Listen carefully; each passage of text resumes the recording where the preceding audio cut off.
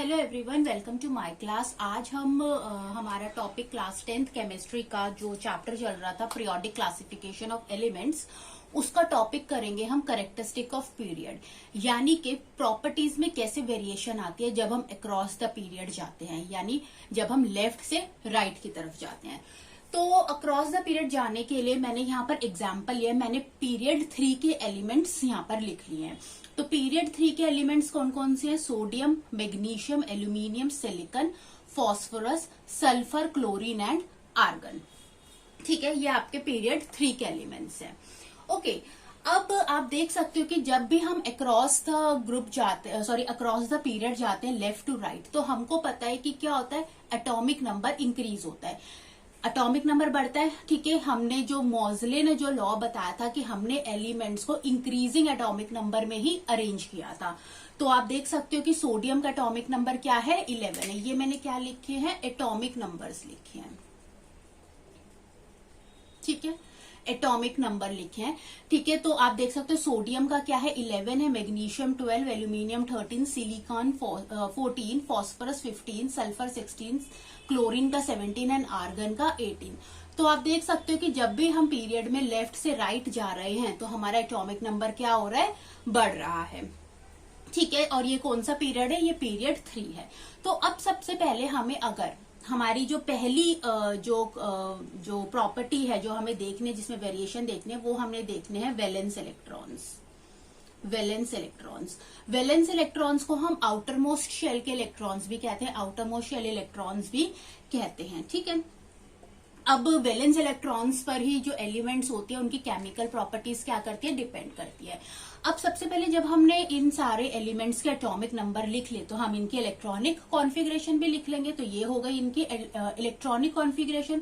Sodium is 281, 282 magnesium, 283, 284 silicon and so on. तो आप देख सकते हो कि जब हम पीरियड्स में लेफ्ट टू राइट जा रहे हैं तो नंबर ऑफ शेल क्या है, सबके सिमिलर है। केएलएम शेल ही यूज हो रहा है। शेल का साइज क्या है, जो शेल है, नंबर ऑफ शेल यूज हो रहे हैं वो क्या हो रहे हैं, सेम यूज हो रहे हैं।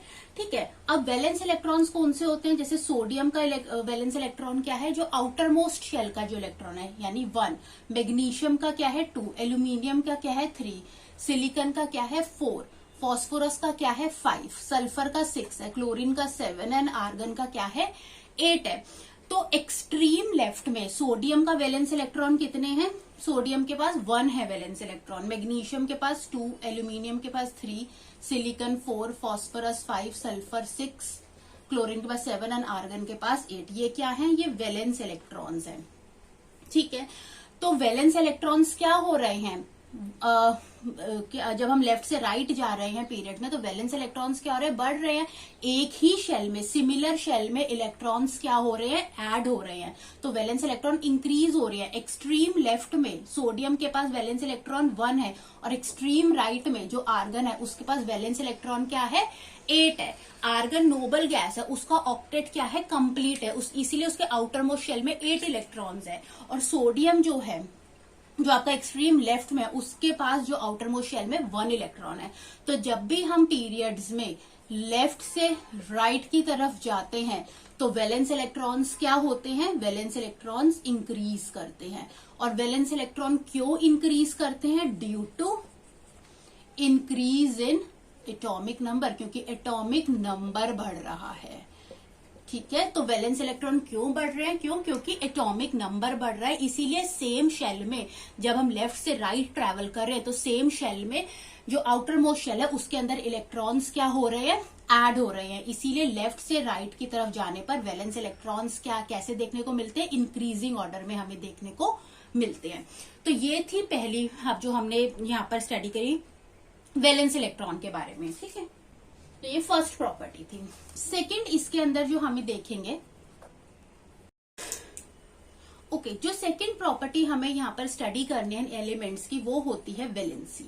अब वैलेंसी क्या होती है, वैलेंसी जो होती है किसी भी एलिमेंट की टेंडेंसी होती है अपने इलेक्ट्रॉन्स को, जो आउटर मोस्ट इलेक्ट्रॉन है, वैलेंस इलेक्ट्रॉन्स है, उसको लूज करने की क्षमता या इलेक्ट्रॉन्स को गेन करने की क्षमता। और कोई भी एलिमेंट जो होता है वो इलेक्ट्रॉन्स को गेन या लूज क्यों करता है, वो इसलिए करता है ताकि वो इनर्ट गैस कॉन्फ़िगरेशन को अचीव कर पाए, वो अपना ऑक्टेट पूरा कर पाए।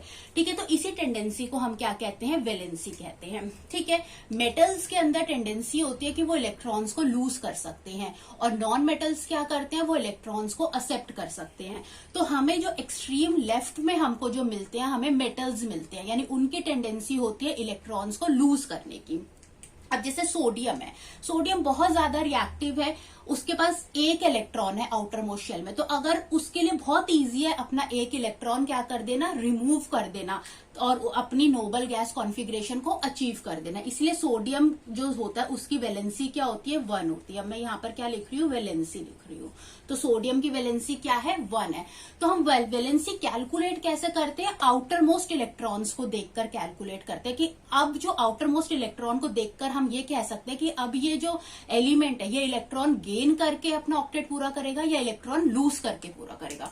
तो सोडियम क्या करता है, इलेक्ट्रॉन लूज करता है। सिमिलरली मैग्नीशियम के पास दो वैलेंस इलेक्ट्रॉन है, तो इसकी वैलेंसी क्या है, 2 है, क्योंकि ये 2 इलेक्ट्रॉन्स को लूज करके अपना ऑक्टेट पूरा करता है।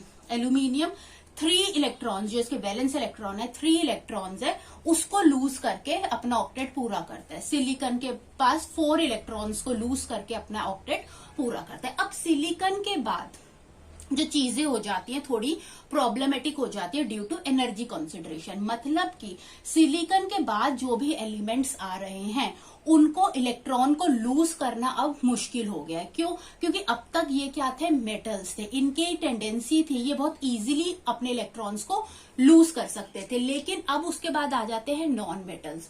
तो हम सिलिकॉन के बाद हम कैसे निकालेंगे, वैलेंसी कैसे कैलकुलेट करेंगे, 8 में से हम जो वैलेंस इलेक्ट्रॉन्स है उनको क्या कर देंगे, माइनस कर देंगे। अब फॉस्फोरस क्या करेगा, इलेक्ट्रॉन्स को गेन करके पूरा करेगा। तो कितने गेन करेगा फॉस्फोरस, 3 इलेक्ट्रॉन्स को गेन करेगा, तो फॉस्फोरस की वैलेंसी 3 हो जाएगी। सल्फर की वैलेंसी 2 हो जाएगी, 8 माइनस 6। क्लोरीन 8 माइनस 7 कितना हो जाएगा, 1 हो जाएगा। और आर्गन की वैलेंसी क्या होती है, 0 होती है। क्यों? क्योंकि उसका ऑक्टेट ऑलरेडी कंप्लीट है। तो आप देख सकते हैं ट्रेंड की वैलेंसी क्या करती है। आप देखो सोडियम से सिलिकॉन तक, यानी ग्रुप 11 से ग्रुप 14 तक वैलेंसी क्या हो रही है, इंक्रीज कर रही है। और उसके बाद वैलेंसी जो ये जो ग्रुप 15 है, ग्रुप 15 से ग्रुप 16 तक, यानी 3 से 0 हो रही है, वैलेंसी क्या कर रही है, डिक्रीज कर रही है। ठीक है, तो पहले वैलेंसी इंक्रीज करती है और उसके बाद वैलेंसी क्या करती है, डिक्रीज करती है। यहां से यहां तक वैलेंसी इंक्रीज करती है, उसके बाद यहां से यहां तक वैलेंसी क्या करती है, डिक्रीज करती है। तो ये हो गई इसकी सेकेंड प्रॉपर्टी जो हमने एलिमेंट्स की स्टडी करी है, जिसके हमने वेरिएशंस देखे, that is valency. Okay, next property अब हमारी आती है जो हमने देखनी है, वो हमें देखना है एटॉमिक साइज। ठीक है, तो सबसे पहले हम देख लेते हैं कि एटॉमिक साइज होता क्या है। एटॉमिक साइज का मतलब होता है एटम, एटम का साइज। एक एटम के अंदर क्या होता है, ये सपोज हमारा एक एटम है, ठीक है, ये हमारा एटम है। एटम के अंदर क्या होता है, जो उसका जो सेंटर पार्ट होता है उसमें वो क्या होता है, न्यूक्लियस होता है। ठीक है, तो ये हमारा क्या है, न्यूक्लियस है। और न्यूक्लियस के पास क्या होते हैं, प्रोटॉन्स होते हैं और न्यूट्रॉन्स होते हैं। ठीक है, उसके बाद ये जो आउटर मोस्ट जो यहाँ पर शेल होता है, यहाँ पर क्या होता है, इलेक्ट्रॉन्स होते हैं।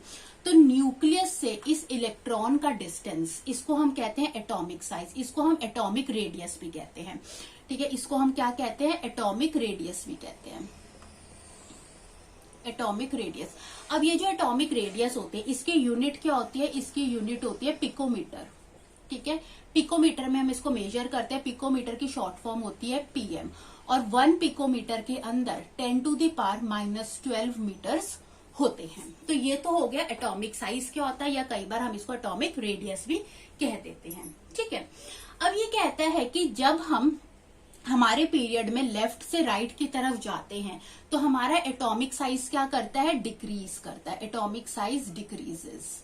ठीक है, जैसे आप देख सकते हैं, ये मैंने यहाँ पर क्या लिखे हुए हैं, ये एटॉमिक साइज लिखा हुआ है, और ये किस यूनिट में लिखा हुआ है, पिकोमीटर के अंदर लिखा हुआ है।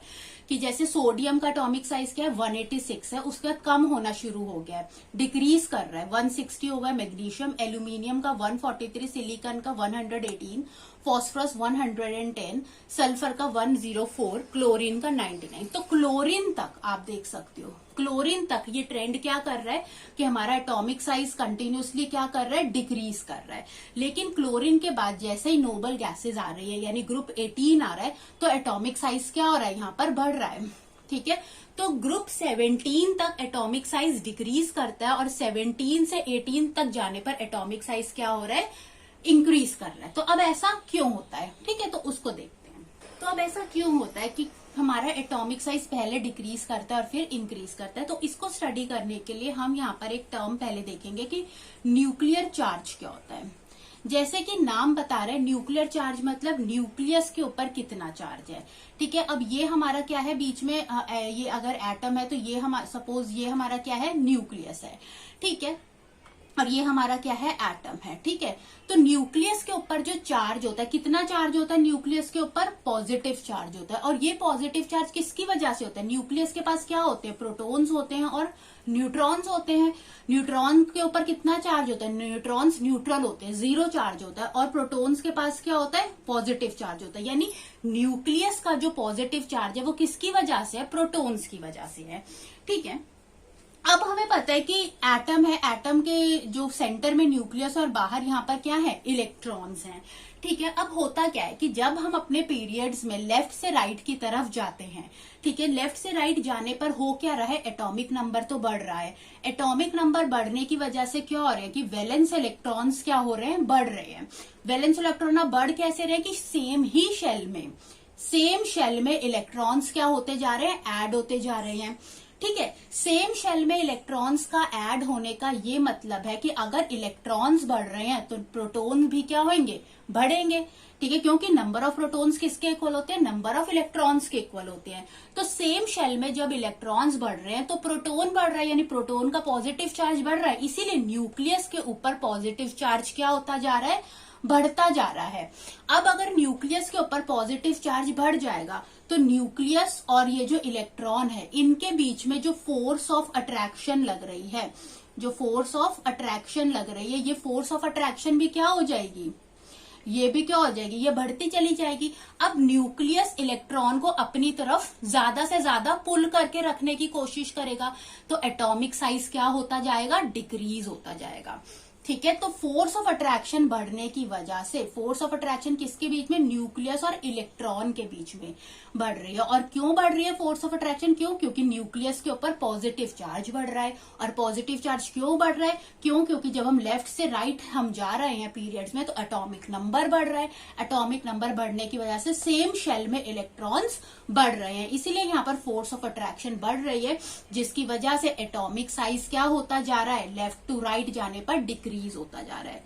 तो एटॉमिक साइज या एटॉमिक रेडियस जब हम लेफ्ट से राइट जाते हैं तो वो क्या करता है, डिक्रीज करता है। ठीक है, लेकिन यहाँ पर अब आप जैसे देख सकते हो कि यहाँ पर एक चेंज आ जाता है कि ग्रुप 17 के बाद जब हम ग्रुप 18 में जाते हैं तो ग्रुप 17 का मेंबर है क्लोरीन, उसका एटॉमिक रेडियस कितना है, 99 पिकोमीटर्स है। लेकिन आर्गन ग्रुप 18 का मेंबर है। ठीक है, ग्रुप 18 यानी नोबल गैसेस, इसका साइज अब क्या हो गया, बढ़ गया। तो अब ऐसा क्यों होता है, यानी ग्रुप 17 से ग्रुप 18 पर जाने पर एटॉमिक रेडियस क्यों बढ़ जाता है, वो इसलिए ये होता है कि जो हमारी नोबल गैसेस होती हैं उनका ऑक्टेट क्या होता है, कंप्लीट होता है।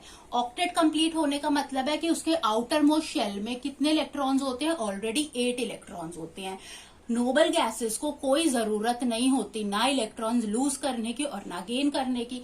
तो क्लोरीन तक तो हमारे इलेक्ट्रॉन्स सेम शेल में ऐड होने लगे, ठीक है, वो हुए, लेकिन आर्गन को कोई जरूरत नहीं थी। ठीक है, आर्गन का ऑक्टेट ऑलरेडी क्या था, कंप्लीट था। ठीक है, इसीलिए यहाँ पर क्या रिपल्सिव फोर्स जो हो गई वो बढ़ गई, इसलिए एटॉमिक साइज क्या हो जाता है, यहाँ पर इंक्रीज कर जाता है। ठीक है, तो ये हमने ट्रेंड देखा किसका, एटॉमिक साइज का, जो हमारी कौन सी प्रॉपर्टी थी, थर्ड प्रॉपर्टी थी, कि जो एटॉमिक साइज होता है वो पहले डिक्रीज करता है। क्यों, क्योंकि फोर्स ऑफ अट्रैक्शन बढ़ती है। ठीक है, न्यूक्लियस और इलेक्ट्रॉन्स की, क्यों, क्योंकि एटॉमिक नंबर बढ़ता है, इलेक्ट्रॉन सेम शेल में ऐड होते हैं। लेकिन ग्रुप 17 से ग्रुप 18 पर जाने पर क्या होता है कि ग्रुप 18 की ऑलरेडी स्टेबल इलेक्ट्रॉनिक कॉन्फ़िगरेशन होती है, वहां पर कोई भी इलेक्ट्रॉन्स का एडिशन नहीं होता, इसलिए वहां पर एटॉमिक साइज क्या हो जाता है, बढ़ जाता है। ठीक है। अब एटॉमिक साइज के बाद जो हमारी फोर्थ प्रॉपर्टी आ जाती है वो होता है मेटालिक करेक्टर। ओके, तो अब यहाँ पर हम जो फोर्थ प्रॉपर्टी देखेंगे वो हम देखेंगे मेटालिक करेक्टर। ओके, तो फोर्थ प्रॉपर्टी होती है मेटालिक करेक्टर। हमको पता है कि जो मेटलॉइड्स होते हैं, ठीक है, मेटलॉइड्स के लेफ्ट में हमको मेटल्स मिलते हैं, मेटलॉइड्स के राइट में हमको क्या मिलते हैं, नॉन मेटल्स मिलते हैं। तो अब क्या ट्रेंड होता है, मेटालिक करेक्टर कैसे डिक्रीज करता है, यानी जब हम लेफ्ट से राइट जाते हैं तो मेटालिक करेक्टर क्या होता है, डिक्रीजेस। मेटालिक करेक्टर डिक्रीज करने का मतलब ये है कि लेफ्ट से राइट जाने पर मेटल्स से हमें क्या मिलने लग जाते हैं, नॉन मेटल्स मिलने लग जाते हैं।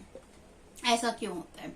अगेन इसका रीजन भी न्यूक्लियर चार्ज पर ही डिपेंड करता है। हमको पता है कि जब हम लेफ्ट से राइट की तरफ जा रहे हैं, ठीक है, तो लेफ्ट से राइट जाने पर हमारा क्या हो रहा है, एटॉमिक नंबर बढ़ रहा है। एटॉमिक नंबर बढ़ रहा है तो शेल के अंदर इलेक्ट्रॉन्स क्या हो रहे हैं, ऐड हो रहे हैं।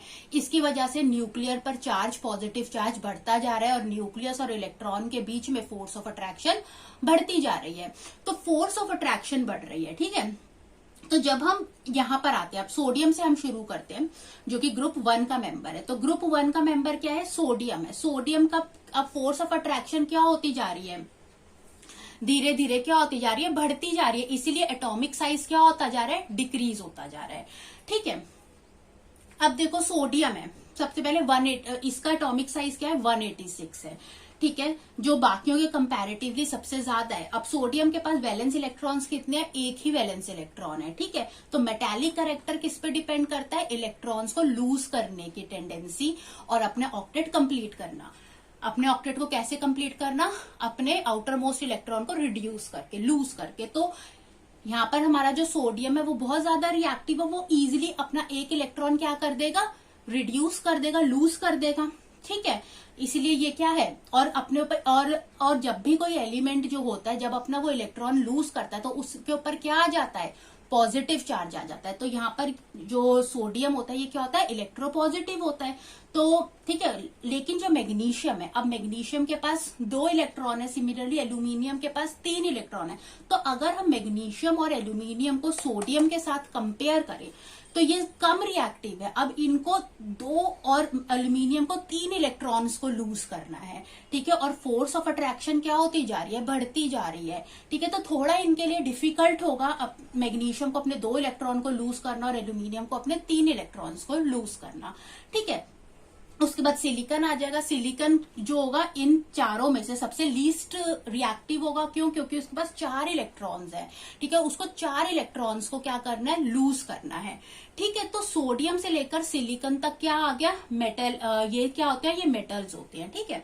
लेकिन उसके बाद अब आप देखो फॉस्फोरस आ गया, ठीक है, या सल्फर क्लोरीन आ गया, ठीक है। तो फॉस्फोरस, सल्फर और क्लोरीन की अगर बात करें तो अब यहाँ पर फोर्स ऑफ अट्रैक्शन क्या है, बहुत ज्यादा हाई है। फोर्स ऑफ अट्रैक्शन कंटिन्यूसली क्या हो रही है, बढ़ रही है। इस डायरेक्शन में जो हमारी फोर्स ऑफ अट्रैक्शन है वो क्या करती जा रही है, बढ़ती जा रही है, जिसकी वजह से एटॉमिक साइज क्या होता जा रहा है, डिक्रीज होता जा रहा है। एटॉमिक साइज क्या हो रहा है यहाँ पर, या एटॉमिक रेडियस क्या हो रहा है, डिक्रीज कर रहा है। तो एटॉमिक साइज डिक्रीज करे, क्यों, क्योंकि फोर्स ऑफ अट्रैक्शन बढ़ रही है। अब हमारा फॉस्फोरस है, अब क्योंकि फोर्स ऑफ अट्रैक्शन बहुत ज्यादा है तो इसकी वजह से इसके लिए ये 5 इलेक्ट्रॉन्स को लूज करना क्या हो जाएगा, बहुत डिफिकल्ट हो जाएगा। तो ये अपना ऑक्टेट कैसे कंप्लीट करेगा, इलेक्ट्रॉन्स को गेन करके। इसको गेन करना इलेक्ट्रॉन को इजी रहेगा। तो फॉस्फोरस हमारा इलेक्ट्रॉन क्या करेगा, गेन करेगा। यानी अब तक यहाँ पर इलेक्ट्रॉन्स लूज हो रहे थे, हमारे मेटल्स थे, जैसे ही उन्होंने गेनिंग की टेंडेंसी शुरू करी तो अब क्या आ गया, हमारा नॉन मेटालिक करेक्टर आ गया, ठीक है। तो phosphorus non metallic character. Similarly sulphur आ गया, इसने क्या करा, अब इसको कितने इलेक्ट्रॉन्स गेन करने थे, 3 इलेक्ट्रॉन्स गेन करने थे, ठीक है। सिमिलरली सल्फर है, इसको 2 इलेक्ट्रॉन्स को गेन करना पड़ेगा, ठीक है। तो फॉस्फोरस के लिए बहुत मुश्किल होगा 3 इलेक्ट्रॉन्स को गेन करना, फिर सल्फर के लिए थोड़ा इजी रहेगा। क्लोरीन को सिर्फ 1 ही इलेक्ट्रॉन गेन करना है, इसको और इजी रहेगा, ठीक है। तो जैसे जैसे हम लेफ्ट से राइट की तरफ जाते हैं हमारा मेटालिक करेक्टर क्या हो रहा है, डिक्रीज कर रहा है। क्यों, क्योंकि मेटल्स किस में कन्वर्ट हो रही है, नॉन मेटल्स में कन्वर्ट हो रही है। मेटल्स क्या करते हैं, इलेक्ट्रॉन को लूज करते हैं और अपने ऊपर पॉजिटिव चार्ज ले आते हैं, तो उनको इलेक्ट्रोपॉजिटिव भी कहते हैं। तो आप अगर हम इलेक्ट्रोपॉजिटिविटी की बात करें तो अगर हम लेफ्ट से राइट की तरफ जा रहे हैं तो हमारी इलेक्ट्रोपॉजिटिविटी क्या होती जा रही है, डिक्रीज होती जा रही है। और नॉन मेटल्स क्या करते हैं, इलेक्ट्रॉन्स को गेन करते हैं, उनके ऊपर नेगेटिव चार्ज आ जाता है, तो यहाँ पर क्या बन जाता है, इलेक्ट्रोनेगेटिव कहते हैं। इलेक्ट्रोनेगेटिविटी जो होती जा रही है वो इंक्रीज करती जा रही है। ठीक है, तो मेटालिक करेक्टर लेफ्ट से राइट जाने पर डिक्रीज करता है, या आप इसको दूसरी टर्म में कह सकते हो, इलेक्ट्रोपॉजिटिविटी डिक्रीज करती है और इलेक्ट्रोनेगेटिविटी इंक्रीज करती है। मेटल से हमें क्या मिलने लग जाते हैं, नॉन मेटल्स मिलने लग जाते हैं। और ये होता क्यों है, क्योंकि जैसे हम लेफ्ट से राइट जा रहे हैं हमारा एटॉमिक रेडियस डिक्रीज होता जा रहा है, उसकी वजह से फोर्स ऑफ अट्रैक्शन बढ़ती जा रही है। ठीक है, इसलिए जो एलिमेंट्स है उनका आउटर मोस्ट इलेक्ट्रॉन को लूज करने की कैपेसिटी धीरे धीरे कम होती जा रही है, वो इलेक्ट्रॉन्स को गेन करना शुरू कर रहे हैं। तो ये हमारा चौथी प्रॉपर्टी थी, that is metallic character. Okay, पांचवी प्रॉपर्टी जैसे हमने इसी लास्ट जो था हमारा मेटालिक करेक्टर उसमें डिस्कस कर ली, दैट इज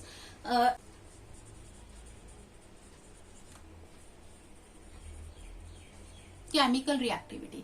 केमिकल रिएक्टिविटी बहुत इजी है देखना, जैसे कि हम सोडियम की बात करें, उसको खाली एक ही इलेक्ट्रॉन लूज करना है, तो इसलिए जो सोडियम जो होता है, मैं यहाँ पर एक बार फिर से बना लेती हूँ, सोडियम है, मैग्नीशियम है, एल्यूमिनियम है, और यहाँ पर पहले हम सिलिकॉन तक देख लेते हैं।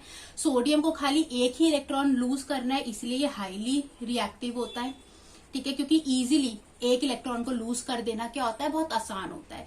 फिर मैग्नीशियम और एल्यूमिनियम है, इसको अगर हम सोडियम से कंपेयर करें तो मैग्नीशियम के पास 2 और एल्यूमिनियम के पास 3 इलेक्ट्रॉन्स है, तो सोडियम से कंपेयर करने पर ये क्या होते हैं, ये लेस इफेक्टिव होते हैं, लेस रिएक्टिव होते हैं। ठीक है, ये लेस रिएक्टिव होते हैं। ठीक है, और उसके बाद सिलिकॉन आ जाता है, सिलिकॉन के पास 4 इलेक्ट्रॉन्स होते हैं, तो ये क्या माना जाता है, लीस्ट रिएक्टिव माना जाता है। ठीक है, और इनकी रिएक्टिविटी क्यों डिक्रीज करे, क्योंकि एटॉमिक साइज क्या होता जा रहा है, जैसे जैसे हम आगे बढ़ रहे हैं एटॉमिक साइज कम होता जा रहा है, फोर्स ऑफ अट्रैक्शन क्या होती जा रही है, बढ़ती जा रही है, इसीलिए इलेक्ट्रॉन्स को लूज करना क्या होता जा रहा है। सिलिकॉन के बाद अगर हम देखें तो सिलिकॉन के बाद क्या क्या आ जाता है, फॉस्फोरस आ जाता है, सल्फर आ जाता है, एंड क्लोरीन आ जाता है। मैं यहाँ लिख रही हूँ। ठीक है, अब फॉस्फोरस जो होता है, इसको अब सिलिकॉन के बाद क्या है, फोर्स ऑफ अट्रैक्शन बहुत ज्यादा बढ़ चुकी है कि अब इलेक्ट्रॉन्स को लूज करना इम्पॉसिबल है। अब एलिमेंट्स क्या करेंगे, इलेक्ट्रॉन्स को गेन करके अपना ऑक्टेट पूरा करेंगे। तो फॉस्फोरस को के पास आउटर मोस्ट इलेक्ट्रॉन 5 है। ठीक है, तो इसको 3 इलेक्ट्रॉन्स को गेन करना है, जो काफी मुश्किल है। तो फॉस्फोरस क्या होता है, लीस्ट रिएक्टिव होता है। ठीक है, लीस्ट रिएक्टिव है क्योंकि इसको 3 इलेक्ट्रॉन्स गेन करने हैं। सल्फर की बात करें तो इसको अगर हम ये भी क्या होता है, लेस रिएक्टिव होता है। क्योंकि इसको 2 इलेक्ट्रॉन्स गेन करने, लेकिन जो क्लोरीन है उसको खाली एक ही इलेक्ट्रॉन गेन करना है, जो वो बहुत इजीली कर सकता है, इसलिए क्लोरीन अगेन क्या होता है, हाईली रिएक्टिव होता है। तो अगर आप रिएक्टिविटी ट्रेंड देखें तो पहले तो रिएक्टिविटी सोडियम से सिलिकॉन तक की और ये कम हो रही है। Sodium is highly reactive, then magnesium and aluminium is less reactive, and silicon is least reactive. लेकिन उसके बाद अगर हम फॉस्फोरस, सल्फर, क्लोरीन की बात करें तो रिएक्टिविटी अगेन क्या हो रही है, इंक्रीज कर रही है। फॉस्फोरस लीस्ट रिएक्टिव है, सल्फर लेस रिएक्टिव है, एंड क्लोरीन क्या है, हाईली रिएक्टिव है। तो रिएक्टिविटी क्या होती है, पहले डिक्रीज करती है और फिर उसके बाद क्या करती है, इंक्रीज करती है। ठीक है, तो ये थी हमारी केमिकल रिएक्टिविटी। ओके, नेक्स्ट जो हमारे पास जो लास्ट प्रॉपर्टी इसके अंदर आ जाती है, लास्ट प्रॉपर्टी आती है जो हमें देखनी है इसके अंदर, वो हमें देखनी है नेचर ऑफ ऑक्साइड्स। ठीक है, कि कैसे ऑक्साइड्स बनाते हैं ये एलिमेंट्स। तो अब हम देखते हैं कि जो बेसिक ऑक्साइड्स होते हैं वो कौन बनाएंगे, बेस की तरह कौन एक्ट करेंगे, मेटल्स एक्ट करते हैं। तो हमारा जो सोडियम होता है वो हाईली बेसिक होता है नेचर में। मैग्नीशियम अगर हम सोडियम के साथ कंपेयर करें तो वो लेस बेसिक है। ठीक है, उसके बाद जो एल्यूमिनियम है और सिलिकॉन है वो एम्फोटेरिक है। एम्फोटेरिक का मतलब है कि ये एक्ट करता है एज बेस या एसिड, दोनों की तरह ये एक्ट कर सकता है। ठीक है, और उसके बाद फॉस्फोरस और सल्फर एसिडिक होते हैं, क्लोरीन जो होता है हाईली एसिडिक होता है। तो अगर हम पीरियड में लेफ्ट से राइट की तरफ जाते हैं तो क्या होती है, जो बेसिक ऑक्साइड्स है, जाने तो जो बेसिक नेचर है ऑक्साइड्स का, बेसिक नेचर ऑफ ऑक्साइड क्या हो रहा है, बेसिक नेचर ऑफ ऑक्साइड क्या हो रहा है, डिक्रीज होता जा रहा है। और जो एसिडिक नेचर है ऑक्साइड का वो क्या होता जा रहा है, इंक्रीज होता जा रहा है। हमें एक्सट्रीम लेफ्ट पे क्या मिल रहा है, सोडियम जो हाईली बेसिक है, लेकिन जैसे जैसे हम आगे की तरफ बढ़ रहे हैं लेफ्ट से राइट, हमारा क्लोरीन है जो हाईली क्या है, एसिडिक है। तो कैसे ट्रेंड चेंज हो रहा है, हाईली बेसिक से हाईली एसिडिक हो रहा है। तो बेसिक नेचर ऑक्साइड का डिक्रीज कर रहा है और एसिडिक नेचर ऑक्साइड का क्या कर रहा है, इंक्रीज कर रहा है। ठीक है, तो ये हमारी प्रॉपर्टीज थी जो हमने पढ़ी, ये 6 प्रॉपर्टी थी I think nature of oxide. इसके साथ हमारा ये टॉपिक कैरेक्टरिस्टिक्स ऑफ पीरियड्स ये खत्म होता है। नेक्स्ट क्लास में हम कैरेक्टरिस्टिक ऑफ ग्रुप डिस्कस करेंगे और उसके बाद ये चैप्टर क्या हो जाएगा, हमारा एंड हो जाएगा। तो आपको अच्छा लगा ये वीडियो तो आप इसे जरूर लाइक करें एंड सब्सक्राइब करें। Thanks for watching.